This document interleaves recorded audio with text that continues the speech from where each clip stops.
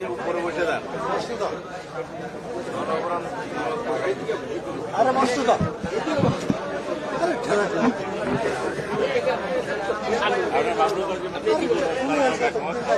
দুই তিনটে দর্শক দেখো যে যার বয়ান দিচ্ছে বলছে আরে না সবাই স্পষ্ট করবো।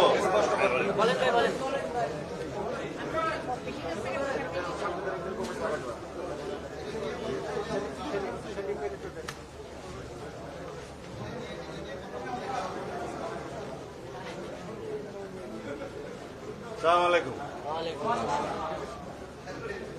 আমরা আজকে যে কয়টা বিষয় নিয়ে আলাপ আলোচনা করেছি তার মধ্যে প্রথম বিষয় ছিল সংবিধানের মূলনীতি সংক্রান্ত, দ্বিতীয় বিষয় সাংবিধানিক এবং সংবিধিবদ্ধ প্রতিষ্ঠানের নিয়োগের জন্য একটা কমিটি সংক্রান্ত, আগে যেটা এনসিসি ছিল সেটার একটা নতুন।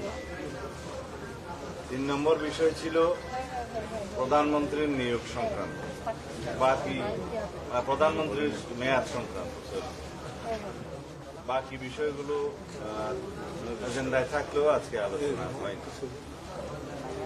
সংবিধানের এবং রাষ্ট্র